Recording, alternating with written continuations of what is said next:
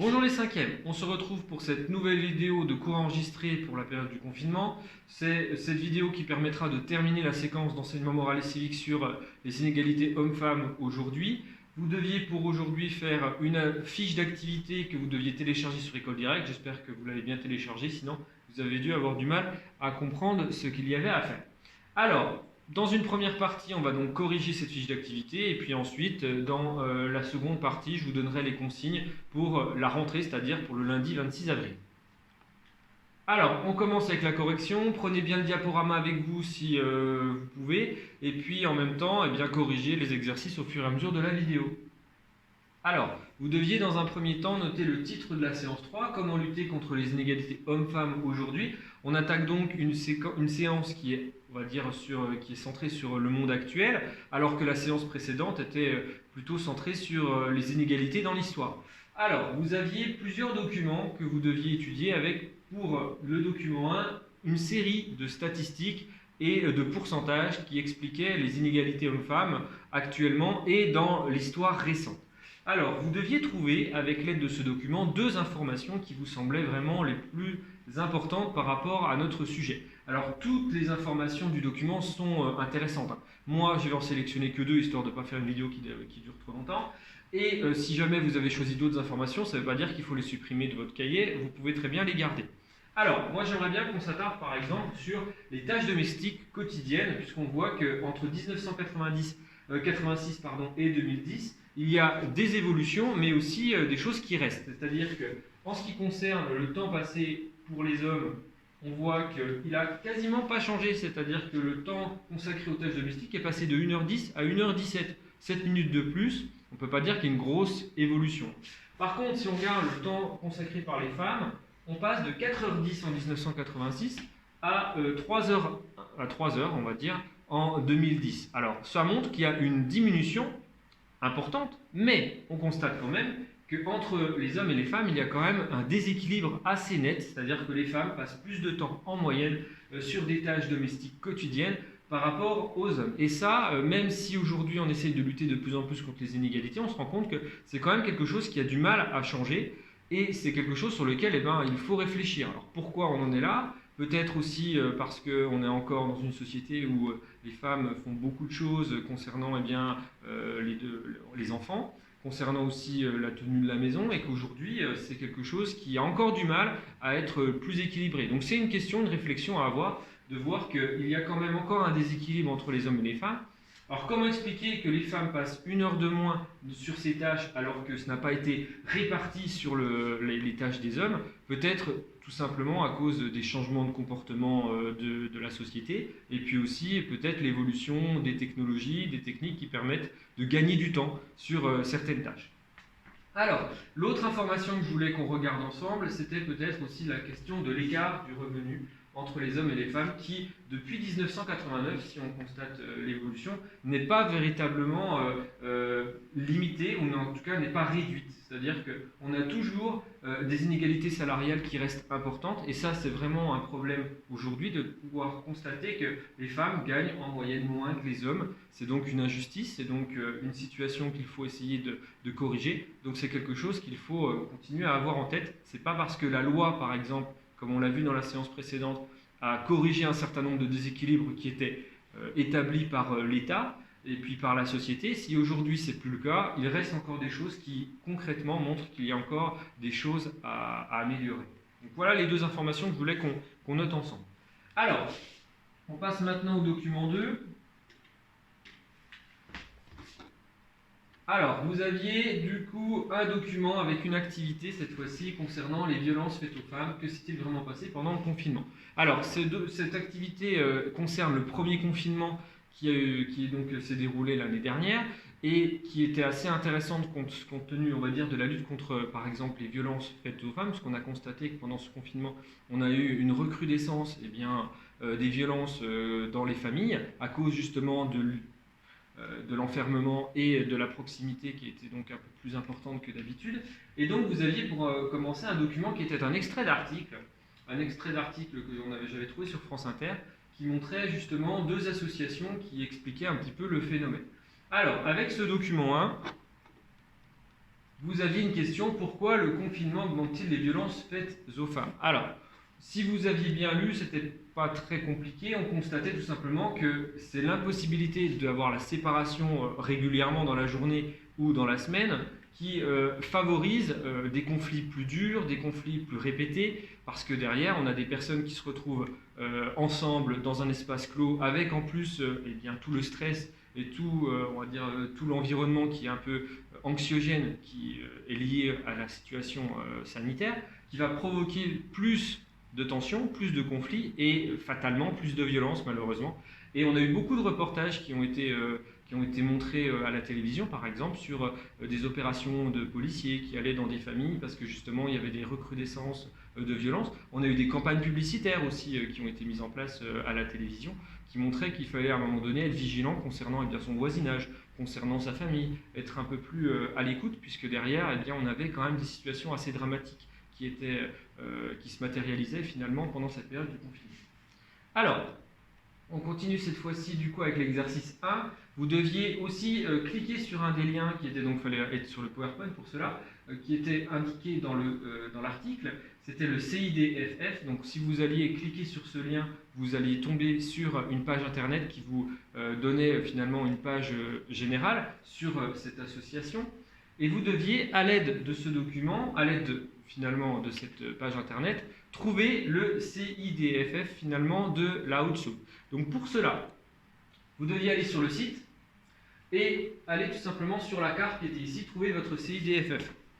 Ça permettait de valider une compétence aussi de savoir maîtriser les outils numériques. Et donc, une fois qu'on avait cliqué sur la carte, on a la carte de France qui apparaissait, mais la Haute-Saône n'est pas forcément directement indiquée. C'est là où, du coup, on a une nouvelle compétence qui était intéressante pour nous, c'est de réussir à se localiser. C'est-à-dire que la Haute-Saône, il faut savoir où elle se situe en France, et il suffisait avec, du coup, on va dire sa souris, d'aller sur le département qui est donc ici, de cliquer sur le département et vous aviez du coup des informations concernant des adresses de contact et puis des numéros de téléphone qui apparaissaient sur le côté de la page. Et donc ici par exemple vous aviez une adresse à Vesoul avec un numéro de téléphone. C'était juste dans le cahier d'indiquer l'information pour pouvoir prouver que vous avez bien regardé, que vous avez bien été capable de trouver l'information sur le site. Donc on a quand même des sites comme celui-ci qui fonctionnent pour essayer justement d'informer, essayer de faire en sorte eh bien, de lutter aussi contre ces formes de violence et ces formes d'inégalité également. Donc, tant qu'à faire, c'est intéressant d'avoir ça dans son cahier. Surtout que ça nous concerne, puisque du coup, on est sur des adresses et des numéros de téléphone locaux. Alors, ensuite, vous avez un deuxième exercice, vous deviez quand même trouver la définition de CIDFF, parce qu'à un moment donné, ce n'est pas quelque chose que l'on connaît forcément de base. Alors, vous aviez facilement l'information à trouver sur un moteur de recherche classique. Donc le CIDFF, c'est le Centre d'information sur les droits des femmes et des familles, tout simplement. Donc, il fallait noter l'information dans le cahier. Et puis, voilà. Ensuite, vous aviez un document 2 qui était une affiche mise en place par le gouvernement pendant le confinement de mai 2020. Et la question était comment le gouvernement a-t-il réagi face à la montée des violences pendant le premier confinement. Déjà, ce qu'on peut constater, c'est qu'il y a donc une campagne publicitaire visant à essayer d'informer et de permettre aux personnes victimes de violences de pouvoir prendre le contact avec des personnes compétentes qui seront là pour écouter, qui seront là aussi peut-être pour agir en cas de danger, en cas de problème grave. Et vous aviez plusieurs informations intéressantes dans ce document, c'est-à-dire par exemple vous aviez un numéro de téléphone qui est donc toujours valable, 3919, qui permet du coup de prendre contact avec une plateforme. Et voilà, j'ai fait tomber mon stylo. Sur donc une plateforme pour pouvoir aider les personnes victimes de violences. On passe donc au document 3, qui était une vidéo qu'il fallait regarder sur Internet, sur le site france-tv-info.fr, qui montrait finalement l'évolution des mentalités sur la question des violences faites aux femmes, donc des violences conjugales, c'est-à-dire dans le couple. Alors, vous aviez une question, quels comportements jugés inacceptables aujourd'hui sont défendus par certains hommes en 1975 ? Une date pas si éloignée que ça de notre époque. Et là, on constatait qu'avec cette vidéo qui montrait un micro-trottoir, en fait, c'est-à-dire des journalistes qui allaient interroger des passants dans la rue en leur posant une question toute simple. Est-ce que vous battez votre femme? Est-ce que vous trouvez ça normal? Et on voit qu'une grande partie des passants de l'époque, en tout cas ceux qui ont été sélectionnés pour cette interview et qui ont été retenus, eh bien, on a pas mal de personnes qui trouvent ça totalement normal de frapper leur femme de manière parfois assez violente, hein, c'est-à-dire pas seulement de simple gifle, ça peut être vraiment quelque chose de beaucoup plus violent et assumé totalement devant les journalistes. Donc quelque chose d'assez choquant aujourd'hui, mais qui ne posait pas de problème en 1975 à beaucoup de personnes. Donc c'était un peu ce qu'il fallait noter, hein. C'est-à-dire qu'on avait quand même pas mal d'informations sur des violences physiques. Alors on ne parle même pas des violences verbales ou des violences psychologiques ici, forcément, elles sont obligatoirement aussi admises si derrière la violence physique est autant assumée en 1975. Alors, la deuxième question par rapport à cette vidéo, c'était que pensent les femmes interrogées sur l'évolution de la société depuis cette époque. Donc là, on a la deuxième partie de la vidéo, on voit des femmes d'aujourd'hui qui doivent réagir à ce témoignage, à ce reportage de 1975 et qui doivent donner leur avis. Est-ce qu'aujourd'hui, d'après elles, les choses ont changé, les choses ont évolué? Alors, on constate que finalement, ces femmes considèrent que la situation n'a pas tant changé que ça. Et ça, c'est quelque chose qui nous interroge, puisqu'on a quand même pas mal de lois, pas mal de choses qui ont évolué, notamment aussi par rapport à la façon de réagir des hommes qui sont interrogés de nos jours, c'est-à-dire que dans toutes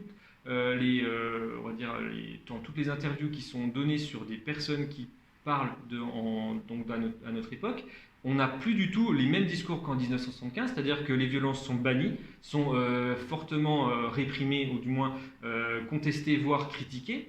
Et puis derrière, vous avez par contre des femmes qui disent ça a beau être critiqué finalement de manière officielle, si on regarde certainement de manière, on va dire, plus officieuse, c'est-à-dire derrière le discours, certainement beaucoup de personnes continuent à avoir les mêmes comportements.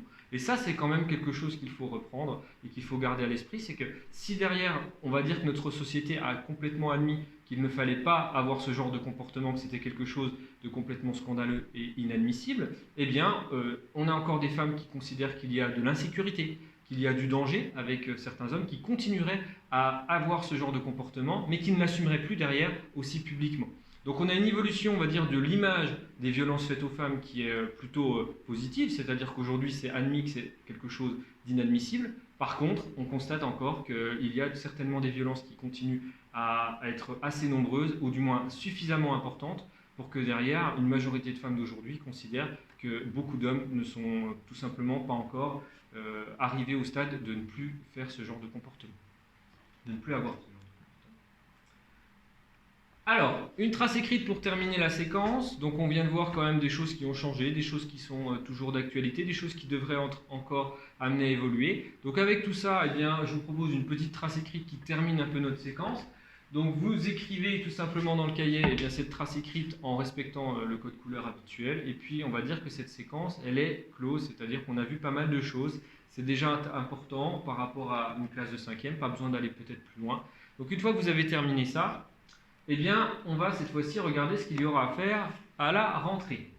Alors, vous devez télécharger le nouveau PowerPoint de la séquence d'histoire que l'on va travailler à partir du 26 avril, c'est-à-dire une séquence d'histoire consacrée au monde, au temps de Charles Quint et de Soliman le Magnifique. Donc vous téléchargez ce PowerPoint, mais pour l'instant, vous n'avez pas de consigne de travail. C'est ce que je vous ai dit en cours virtuel jeudi. Ça veut dire que vous avez le PowerPoint, vous le laissez de côté et on commence à partir de lundi 26.